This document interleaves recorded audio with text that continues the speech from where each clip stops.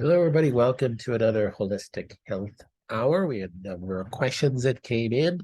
Most of you will be listening to this afterwards, and that's a good thing to do. So, just a reminder not to email questions. You will not get an answer if you email questions. Always ask through your course on the box where it says, please ask your questions here. So everybody did do that. So just a reminder for those listening. Okay, in your general considerations for specific cancers, mine is melanoma and liver, should we take all the supplements listed or just pick and choose? So this person is asking these questions off the Stop Fighting Cancer course. And I can't answer specific cancer questions, but this is a course question. So, very good question. So, in the Stop Fighting Cancer course, we have different considerations of nutrition to take. So, I say consider this or consider that because I'm not making specific recommendations for a person because they're not a full member, they're just looking at the course. So it's a very good question. Should we take all the ones listed or just pick and choose? I just ordered my genetic tests, haven't gotten the results back. Well, you're not going to get specific supplements to take for your cancer from the genetic test. So remember, when we look at your genetics, we're looking at different SNP defects, and that have to do with different metabolic pathways that may be wise to support nutritionally. It may have to do with diet, may have to do with taking a supplement or something like that, because there's known research out there that if you have, let's say, an HNMT gene defect, which has to do with the ability to make the DAO enzyme in the tissue, which is the enzyme that breaks down histamine in the tissue, and if you have a lot of defects on those HNMT genes, it might be good to support that, even if you're not having a lot of symptoms. So you could have a lot of defects in a specific gene SNP family, and you might not even have any symptoms because maybe they're not fully expressed. But it still might be a good idea to preventatively, like, oh, wow, I might take some nutritional antihistamine type things, maybe not on a daily basis, maybe a couple times a week. I might have those on hand. I might take those on a pulsing type format, meaning you're not going to take them every day, but you might take them just on the weekend, or you might take them 5 days a week if you're having some symptoms. So you might pulse some supplements, knowing I have those defects. I'm going to take these supplements, or knowing I have those defects, I'm going to maybe not gorge on histamine foods, and I'm not going to eat a bowl full of nuts that contain a lot of histamines. I'll just, be a little bit more wise to my choices. So when we look at your genetics, we're looking at those specific gene SNPs and giving you some clues on some dietary things and nutritional things to support them. They will not tell us about conditions, meaning I have cancer, or I have an autoimmune disease, or I have hypothyroid, issues. That's not, genetics aren't going to show those things. So let's say I have melanoma and I'm going to do my genetics. Is the genetic test going to tell me things that I should do for my melanoma? No. Is a genetic test going to give me some ideas of different pathways, different metabolic pathways that could be maybe, a precursor to a disease? Maybe, but it's certainly not going to give you treatment parameters for a specific disease. So be clear on that. So if I'm going to try to, quote unquote, treat my melanoma naturally through our cancer course and looking at some of the supplements that we suggested that you might want to consider, yes, you can pick and choose those things. So you could do all of them. You could do some of them. Everybody's different. Some people can't take a lot of stuff. Some people should take a lot of stuff. Some people are getting a lot of stuff in their diet because they're eating really well. Some people aren't, they're eating really poorly. So everybody's unique, and you're going to have to make your own decisions on that. So we're just giving you some advice that those are some of the things that tend to be good for that type of cancer. There could be other things too. When I wrote that piece to the course, I tried to kind of whittle it down to maybe some of the more important ones. Yes, so that's a long answer to that question. Another question, what does a red arrow pointing up or down indicate?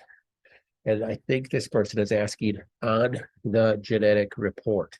So I actually took a screenshot of what I think they're talking about, this red arrow pointing down in this case, and it's on the gene that I just talked about, the HNMT gene. That means it's down-regulated or up-regulated, meaning if they're talking about the how you should deal with it, in this case, it means down-regulated. I wrote up there if that's if the arrow is going up. But if so in this case, what would be going on if it was down-regulated, meaning if you have defects on that gene, typically it means that gene is down-regulated. Let me explain that a little bit for those who don't understand full medical terminology. So if I have defects on a gene, so on this gene, HNMT gene, let's say I had a double allele defect on these genes, that would tell us that from all the literature, if you have defects on that gene is down-regulated, meaning that means the gene doesn't work as well, and you could have issues with what that gene does. Now, in this case, the HNMT gene makes the DAO enzyme in the tissue to break down histamine. So if I had defects on this gene, I'm not going to make that as well. There are some genes that with defects causes an upregulation of that gene. So that's where the difference in that is. So if there's an upregulation of the gene, typically with a defect, that's a totally different story. So, and different people can have different issues with that too, but typically that's what the program is telling us, is that in all the literature, defects on that gene tend to be down regulation or tend to be up regulation. That's what those arrows mean. Do genetics tell a person about the best diet? No. So genetics don't tell a person about the best diet, but genetics do tell us if the person could have issues with gluten, could have issues with dairy, and some of the other foods that could be related to those things. So if I have a gene defect that's related to the gluten, that is the gluten genes, I have an increased chance of having gluten sensitivity, or I have an increased, the other defect for the celiac gene, you have an increased risk of having celiac. Doesn't mean you're going to. Remember, gene defects doesn't mean you absolutely have that issue. It means you have a defect on that, and you have a greater chance of having a problem with that. Doesn't mean you're going to. So it gives us, that's why I speak throughout the whole genetic course about it gives you clues. It gives us clues. So if I have defects on that pathway, we make recommendations in our genetic summary and genetic action step sheets that maybe it'd be a good idea to decrease gluten or to decrease dairy based upon your genes. It doesn't mean that you have antibodies to gluten or antibodies to dairy. In order to find out that, you'd have to run an antibody test, and we recommend the Cyrex test. So the Cyrex test measures antibodies for different foods. So remember, the genetic picture of somebody doesn't tell us a condition. The genetic picture tells us some precursors to what could lead to conditions and precursors that could lead to just some issues. So it's not going to tell us what's the best perfect diet for somebody, it's going to tell us some clues. When is fasting a good idea? So there are genetic SNPs that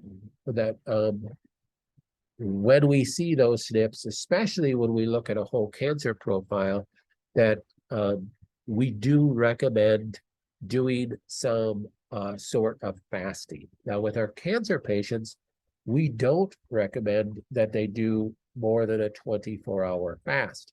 And that's specific for cancer, and that has to do with upregulating the mTOR pathway after 24-hour fast and upregulating some increased release of growth hormone products and stuff like that. So IGF-1 is increased after a 24-hour fast, and that can be, detrimental to a person that has active cancer.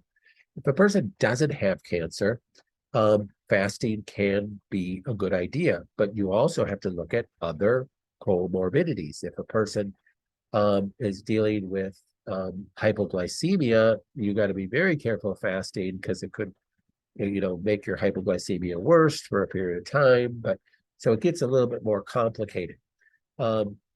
There's other ways to do fasting other than a complete water fast, meaning that you're not taking in any food, you're only drinking water, you're not drinking juice, coffee, tea, and you're doing that for X amount of hours, whether it's 24-hour fast or 48-hour fast or a whole week fast, and in any fasting, we always recommend that you go really slow. The other type of fasting is what's called time-restricted eating. So you're just picking a window during the day that you're eating, and you start off with a fairly large window. Maybe you're going to pick your window between noon and 6. You have a 6-hour window that you're going to eat between noon and 6 every day. And then at 6 o'clock p.m., you're not going to eat anything till 12 noon the next day. So you're getting an 18-hour fast. And let's say you do that 3 days a week. That's time-restricted eating. But you might not do it every day. You might do it Monday, Wednesday, Friday. There can be benefit to that. You can shorten up the window even more so after you've done it that for a period of time, and then you shorten up the window to 3 to 6, and now you're over a 3-hour window that you're eating, and that gives you a 21-hour fast every day that you do that, maybe 3 days a week again, as an example. That's called time-restricted eating. Some people do time-restricted eating daily. You don't want to start that way. You want to always do any type of fasting. You want to start mild. So if you've never done any fasting right now, this is brand new to you, you always start with something very mild. So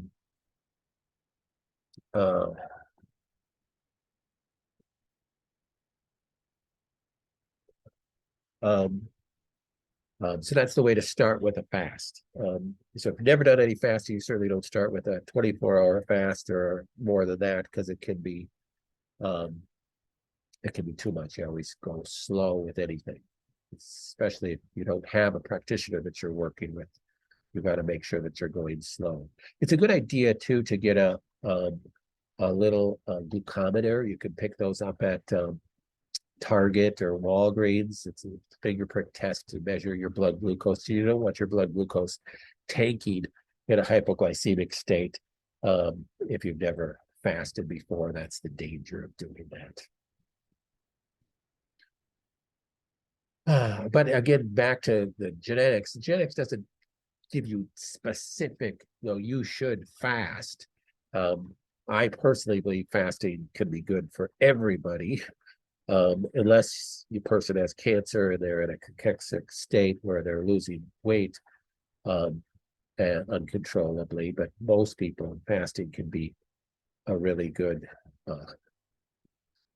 thing to be doing. It can be very good for your health.